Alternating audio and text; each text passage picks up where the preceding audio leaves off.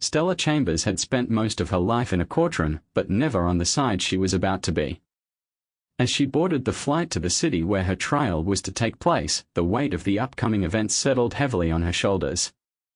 The 43-year-old woman had always been known for her poise, her sharp wit, and her ability to navigate the most complex of legal battles. But today was different. Today, the battle was for her own life, her reputation, and her future.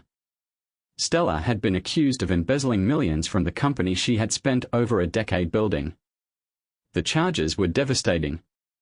They were false, of course. She hadn't stolen a penny, but convincing a jury of her innocence would be an entirely different matter. Her name had already been dragged through the mud in the media, and the public had already made up their minds. Her company was on the brink of collapse, her professional reputation in tatters, and the only thing she could hold onto was her unwavering belief that justice would prevail. As she made her way down the aisle of the airplane, Stella's eyes scanned a rows of passengers.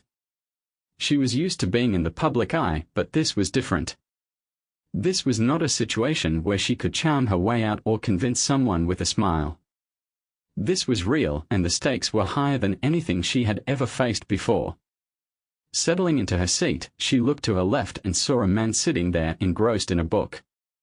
He was dressed simply, nothing extraordinary, but there was something about him that caught her attention.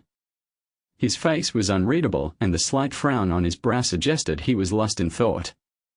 For a moment, she considered striking up a conversation, but then her eyes flickered to the folder she was clutching in her lap. It contained all the evidence she would need to prove her innocence. Stella wasn't interested in making small talk. As the plane took off, she leaned back in her seat, closed her eyes, and tried to push the weight of the situation aside. She couldn't afford to dwell on it. She had spent countless hours preparing for the trial, and now all she could do was focus on the next steps. Her lawyer had assured her that they had a strong case. There was no way she would be convicted. But then again, Stella had been in enough courtrooms to know that things didn't always go according to plan. Her thoughts were interrupted when the man beside her suddenly looked up from his book and caught her eye. His gaze was piercing, as though he were studying her in a way that made her uncomfortable. He didn't say anything, just held her gaze for a beat too long, before finally looking back down at his book. Stella shrugged it off. It was just her nerves playing tricks on her.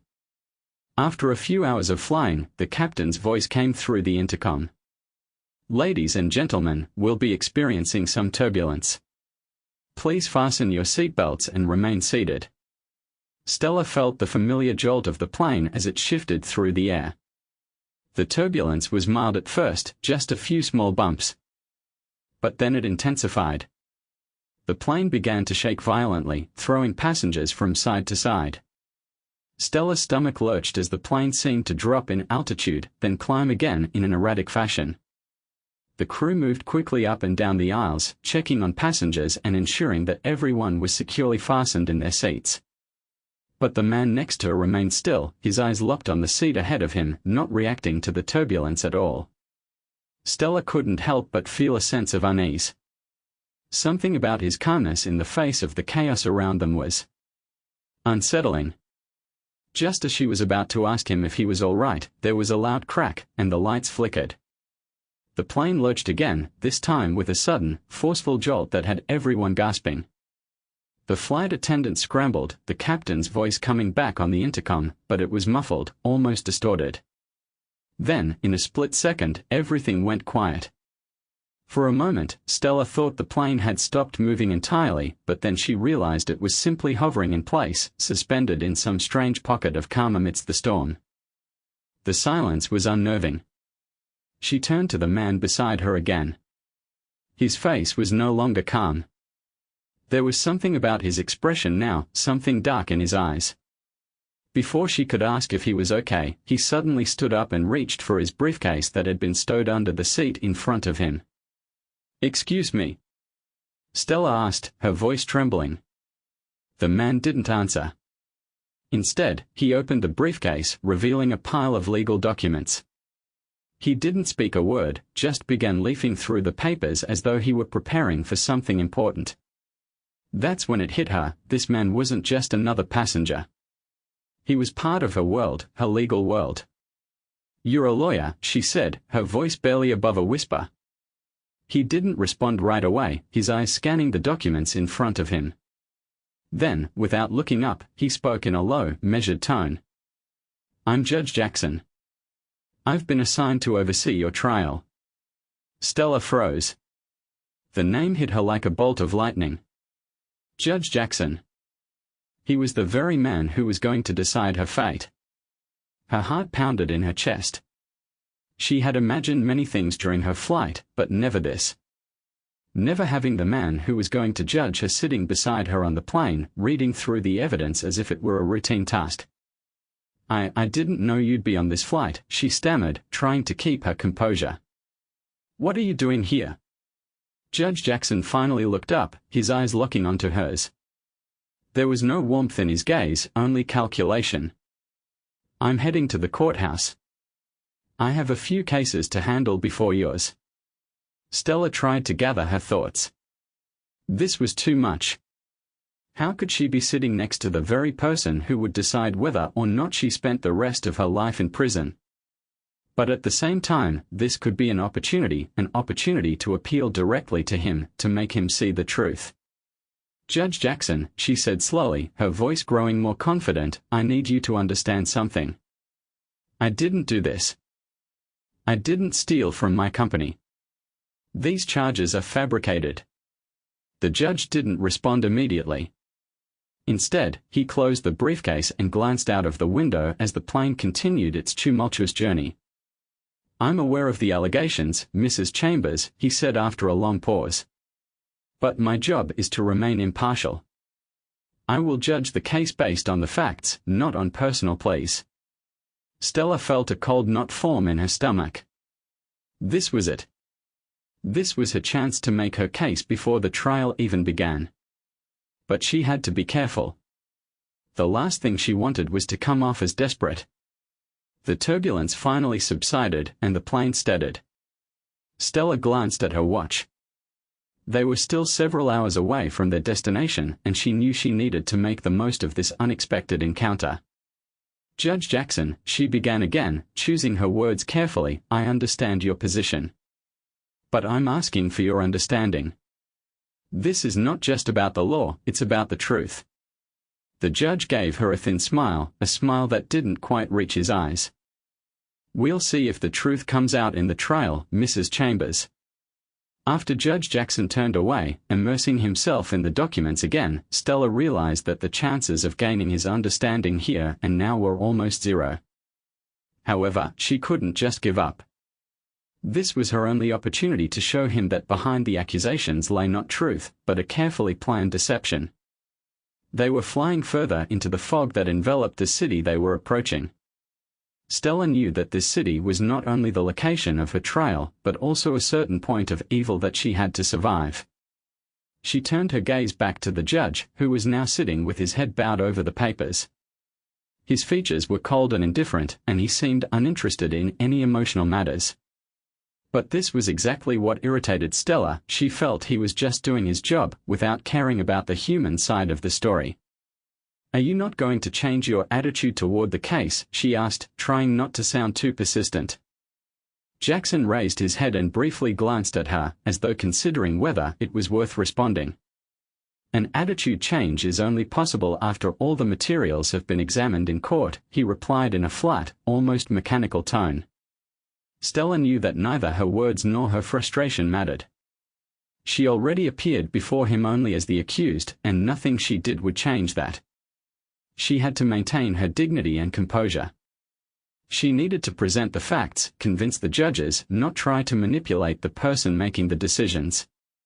"If you want to find the truth," she continued, trying to find the right words, "I'm ready to tell everything. Only when all of this is over will I be able to return to normal life." And although her words were moving, she knew that the judge, like most people, would remain indifferent to her story until he heard official testimonies and evaluated the concrete facts. But something had changed in the judge's gaze. He closed his papers and seemed to think. Stella felt it wasn't worth pressing further. She decided to leave him with his thoughts and focus on her defense strategy, which was about to reach its highest level. Suddenly, the loud voice of the captain came through the microphone, announcing their approach to the airport. Stella looked out the window. The city was already visible from the height, and a mixture of fear and determination appeared in her soul. "I hope you'll see the whole truth in court," she said aloud, as their gazes met for a second time. Jackson only nodded, not saying a word. When they landed, Stella headed toward the plane's exit, and only then did she notice how nervous she was. All her thoughts were directed at what awaited her ahead. She had to be ready for anything: a confrontation with the prosecution's lawyers, difficult testimonies, and the possibility that this time she might be the one sitting in the defendant's seat. She couldn't afford a mistake. At the airport exit, 2 guards, who had been with her throughout the trip, watching over her safety, met her. Stella had grown accustomed to being escorted across the country to avoid any potential incidents or attempts at intimidation. However, even this familiar level of protection couldn't distract her from the thoughts of the fierce battle ahead. Her lawyer, Andrew Benson, was waiting for her in the hotel lobby, where the final preparations for the trial were scheduled. He had been with her from the start and knew well how important it was to remain composed, despite the surrounding chaos. "Stella," he said when he saw her, "there's news. Are you ready for what awaits us in the courtroom?" "I'm ready," she replied, though her words sounded more like a question than a statement. Andrew looked at her with concern in his eyes. "There's a risk that your case will be heavily used for political manipulation. There may be additional testimonies that could ruin our position. We need to stay several steps ahead." Stella nodded, trying to gather her thoughts. She understood that the case had long ceased to be just her fight for her name. It had become part of a larger political game, with stakes much higher. The trial had been ongoing for more than a week, and each day brought new challenges for Stella. The courtroom had become not just the place where verdicts were delivered, but an arena where she had to face not only the accusations but also her own fears. She was no longer just a woman accused of serious crimes. She had become a symbol standing on the edge between truth and lies. She could no longer afford doubts. Before her, there was only one task: to win this game, prove her innocence, and find the real culprit. Finally, Judge Jackson appeared in the courtroom again. His face was, as always, cold and detached, but there was a new determination in his eyes. Stella felt that this time, everything could change. "Your Honor," began her lawyer, Andrew, "today we are ready to present new facts that will change the course of the case. We have testimonies that prove the accusations were fabricated." New documents appeared on the table, testimonies that hadn't been available before. Stella saw how the judges carefully examined each sheet. All eyes in the room were on them, but she kept her gaze on Jackson. Her heart was beating faster, but she remained calm because she knew now everything depended on this evidence. "Your Honor," Andrew added, "we are providing testimony that confirms all the charges were organized by a specific person who had a personal interest in destroying my client's reputation." Suddenly, the courtroom fell silent. Everyone was waiting to hear what the judge would say. "Throughout this trial, we have considered a large number of pieces of evidence and testimonies," Jackson said, his voice firm. "But these new facts change the situation. I see that there are grounds for reviewing the decision." Stella felt a sense of relief fill her heart. She looked at the judge, realizing this could be her chance. But she knew she couldn't relax. What mattered now was one thing: to see it through to the end. Everyone in the room became silent as the judge announced, "Considering the new testimony and the review of the case, I have made the decision to acquit the defendant of all charges. The case is closed." At that moment, Stella felt the heavy burden that had been hanging over her shoulders finally disappear. She couldn't believe her ears when she heard those words. This was the final decision. She was innocent. Everyone in the room began to discuss the result excitedly. For Stella, it all felt like a dream. But she knew that right now, a new life was beginning, a life without constant fear, without threats, without accusations. Her lawyer stood up, and she followed him to the courtroom doors. She was no longer afraid. She was free. As they walked down the corridor to the exit, Andrew looked at her. "You did it. You made it." Stella simply nodded, not knowing what to reply. She couldn't explain what she was feeling in that moment. It was something more than just relief. It was a victory not only in the courtroom, but also over herself. Step by step, she walked toward a new life, but no longer as a victim, but as someone who had been through hell and emerged from it unconquered. She was ready to face whatever fate had in store for her. And now, with the darkest moments of her life behind her, Stella knew true strength lies not only in truth, but in the ability to not lose yourself, even in the most difficult moments. She was free. And this was her greatest triumph.